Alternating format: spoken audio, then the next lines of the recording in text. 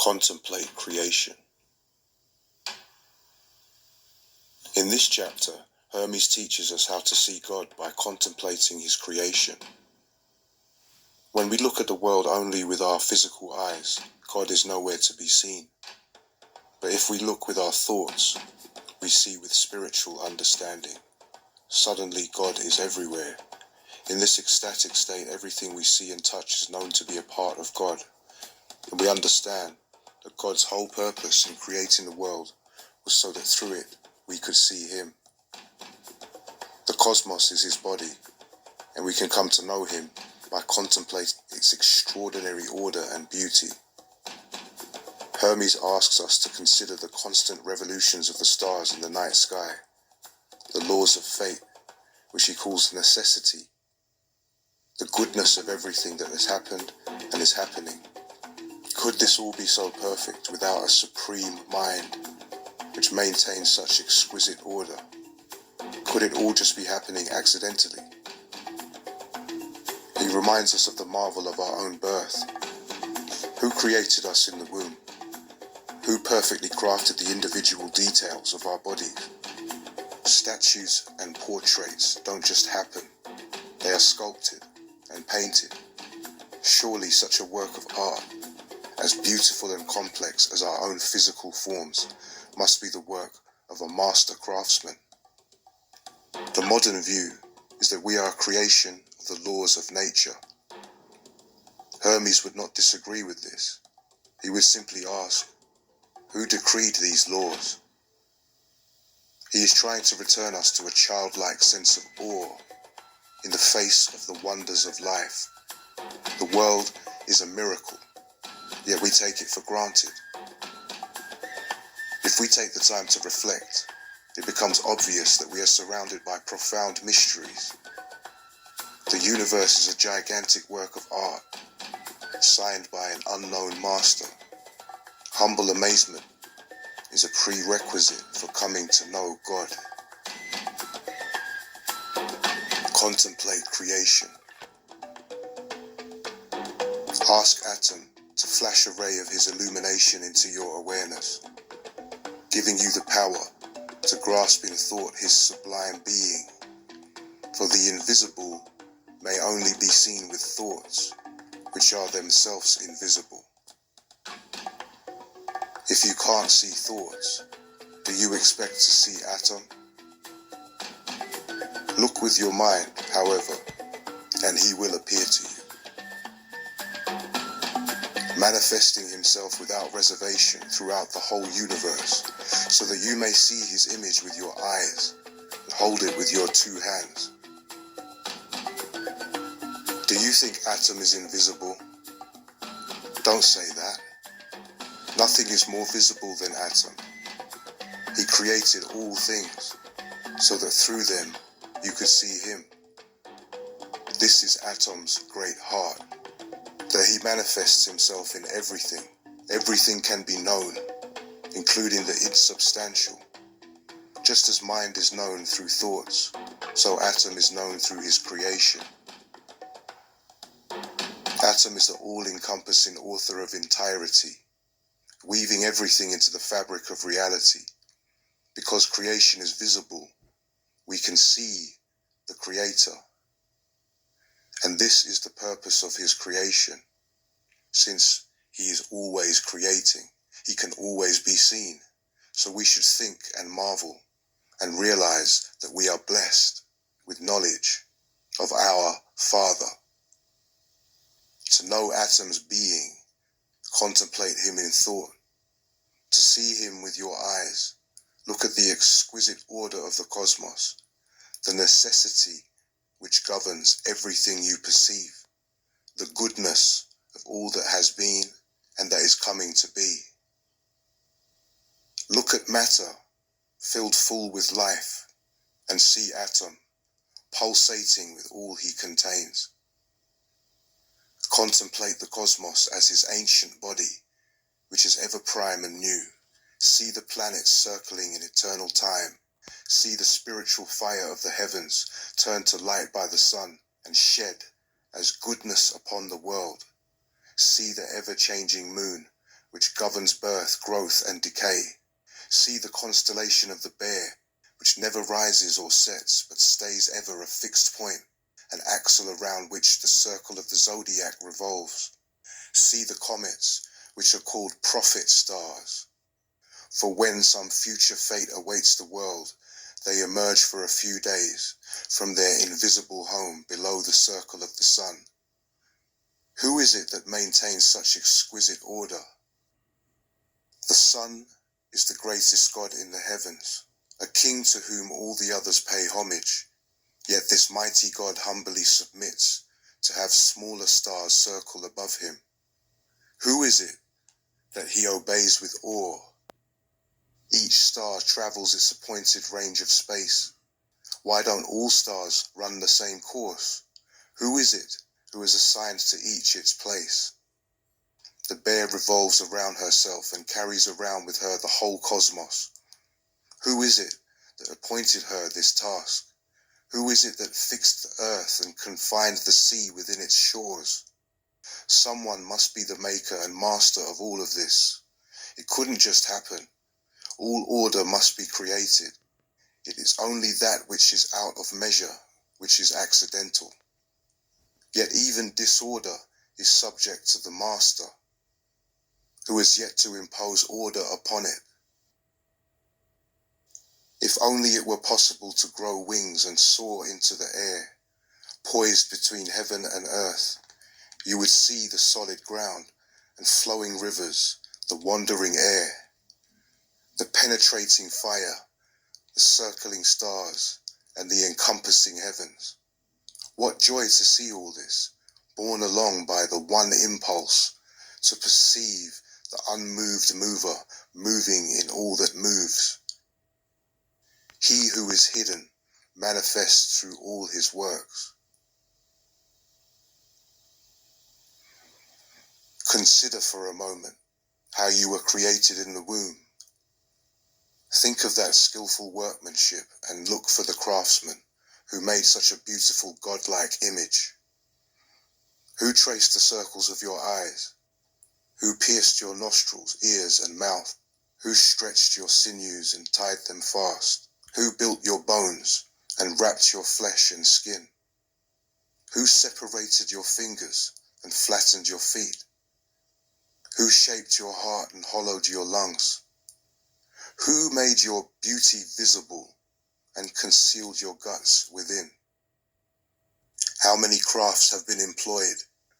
How many works of art created to form one human being?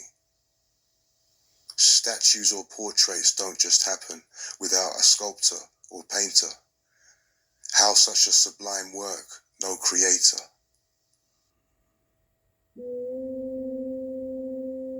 Chapter 5. The Living Cosmos.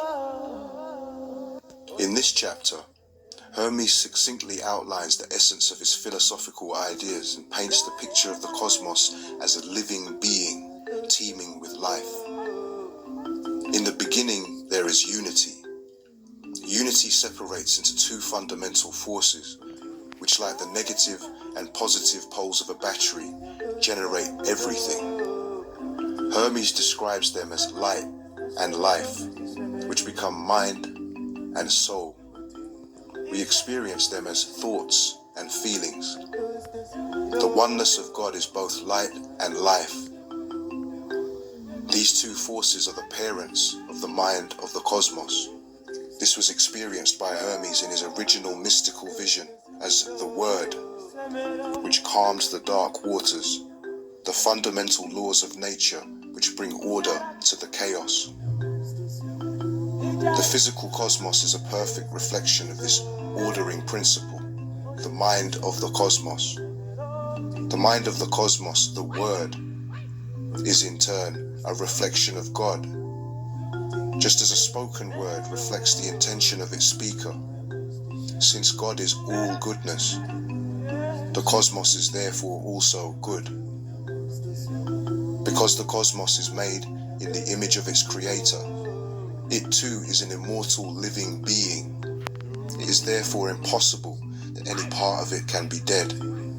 At its conception, it it was filled with energy, which, as modern science has now proved, can neither be created or destroyed. Unlike the myriad forms that it passes through, energy itself is immortal. God is the source of this energy, which, through the laws of nature, creates life. The cosmic mind receives energy from God and gives it to all the things within the cosmos. Through this process, the cosmos is completely saturated with soul, the life force. Everything in it is alive. Nothing is dead, not even so-called inanimate things. The cosmos is a great living being, which in turn gives life to all the lesser beings it contains. It is the whole which nourishes its parts, like a parent caring for its children. The living cosmos, the primal mind, which is life and light, gave birth to the mind of the cosmos. The primal mind is ever unmoving, eternal and changeless, containing within it this cosmic mind, which is imperceptible to the senses. The cosmos, which sense perceives, is a copy and image of this eternal cosmic mind, like a reflection in a mirror. First of all and without beginning is Atom. Second is the cosmos, made in his likeness. As the cosmos is a second God, it is also an immortal being. And because everything in the cosmos is a part of the cosmos, it is impossible that any part of it should die. The cosmos is all life. From its first foundations, there has never existed a single thing which was not alive. There is not, and has never been, and never will be anything in the cosmos that is dead. Atom is light, the everlasting source of energy, the eternal dispenser of life itself. Once energy has been dispensed, its supply is governed by eternal cosmic laws. The cosmos has its being within the eternal energy from which all life issues, so it is impossible for it ever to stop or be destroyed. It is contained and bound together by the eternal life force. The cosmos dispenses this life to all the things within it. It has a twofold movement. Energy is infused into the cosmos from eternity, and it in turn infuses life into all things within it. Mind and soul are manifestations of light and life. Everything moves by the power of soul. The body of the cosmos, within which all bodies are contained, is completely saturated with soul. Soul is entirely illuminated by mind. Mind is totally permeated by atom. Soul fills and encompasses the whole body of the cosmos. It gives life to the great and perfect living creature which is the cosmos, which in turn gives life to all the lesser living creatures it contains. The cosmos is the whole which generates and nourishes the parts, like a parent caring for its children. It receives its supply of goodness from atom, and it is this goodness which is the true power of creation. The cosmos is the image of atom, and since atom is all goodness, the cosmos is also good.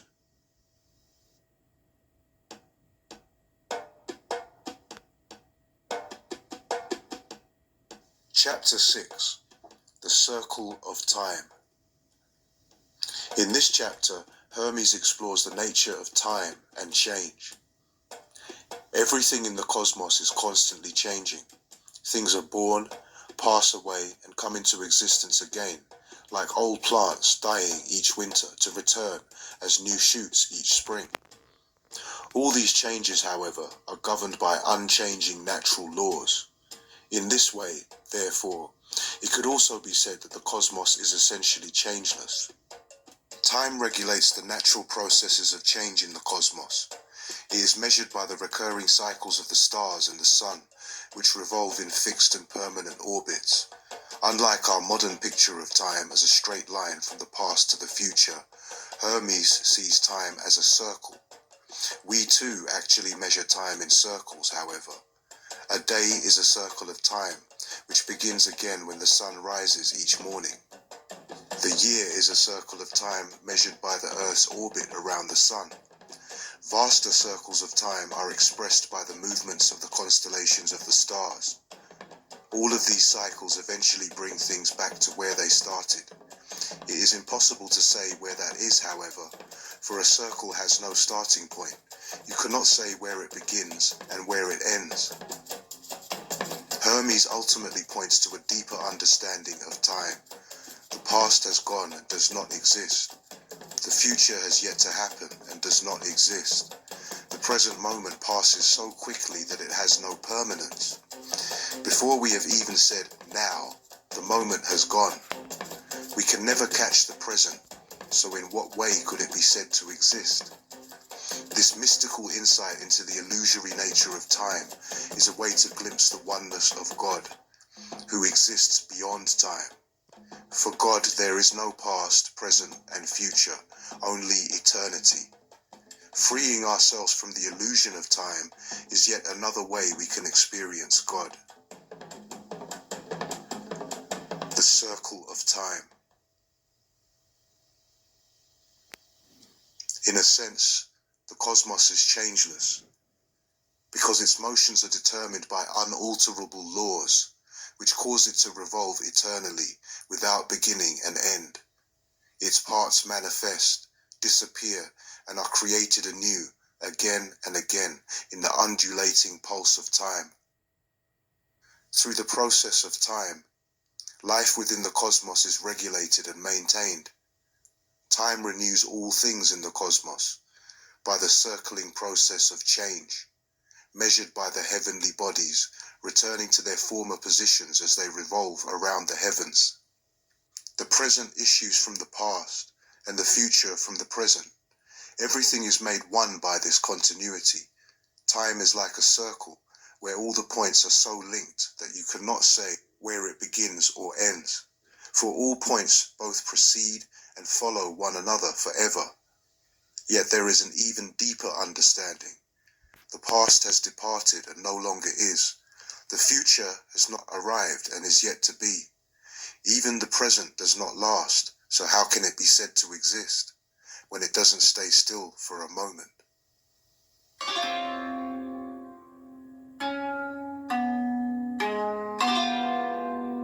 Chapter 7. The Gods. In this chapter, Hermes discusses the many powers through which God administers creation. To the ancient Egyptians, the night sky was seen as the body of the black goddess, sprinkled with stars. In the Hermetica, she is known as the great goddess Destiny, whose unalterable laws are written in the unchanging star fields of the constellations.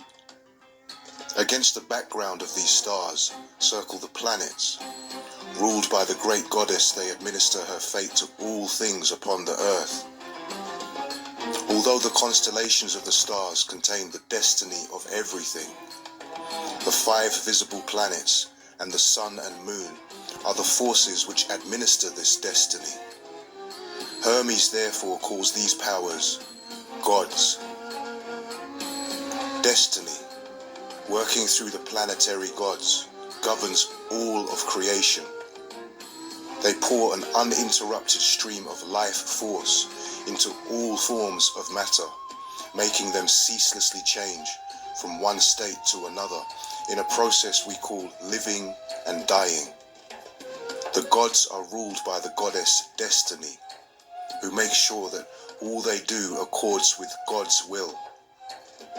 The god Ra is the sun, which sends down energy to the earth, whilst God is the hidden light, which cannot be seen with the physical eyes because it is pure energy. Ra is the visible light, placed at the center of our solar system. The sun is an image of God, and as God gives life to the whole universe, so the sun gives life to the animals and plants of the earth. The light of the sun nurtures nature in the same way that the light of God nurtures our souls.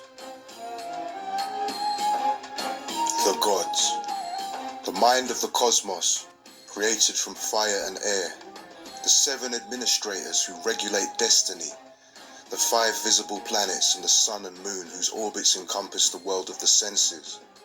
These celestial powers, known by thought alone, are called the gods, and they preside over the world. They are ruled over by the goddess Destiny, who transforms everything according to the law of natural growth, creating from the permanent, unchanging reality a permanently changing world. The heavenly bodies are governed by atom, and from them flows into matter an uninterrupted stream of soul. Matter is like a fertile womb within which all things are conceived. All forms shape matter, and soul energy ceaselessly changes them, one into another. This process is directed by atom, who infuses each form with soul in proportion to its standing in the scale of being. The earth is the storehouse of all matter, which it donates, and in return it receives life from above. Ra, the sun, unites heaven and earth, sending down energy from above and raising up matter from below. He draws life to himself and gives forth life from himself, ceaselessly lavishing light on all. Ra benefits not only heaven, but even the hidden depths of the earth. Unlike Atom, the hidden light, who is only known in thought through attentive contemplation, Ra exists in space and time, and we may see him with our eyes, shining the brightest in the cosmos. Placed in the center and wearing the cosmos like a wreath around him, he lights up above and below. He lets the cosmos go on its way, but never lets it wander. For like a skillful chariot driver, Ra has tied the cosmos to him, preventing it rushing off in disorder, and his controlling reins are rays of light. The sun is an image of the Creator, who is higher than the heavens. Just as that supreme Creator gave life to the whole universe, Ra gives life to the animals and plants. His material body is the source of visible light, and if there be such a thing as a substance not perceptible to the senses, the light of the sun must contain that substance. Yet what it is, or how it flows, only Atom knows. The sun continuously pours forth light and life. Ra nurtures all vegetation, gathering the first fruits produced by the power of his rays, as if in his mighty hands, bringing out sweet perfumes from the plants. In the same way, our souls, like heavenly flowers, are nurtured by the light of Atom's wisdom, and in return, we should use in his service all that grows within us.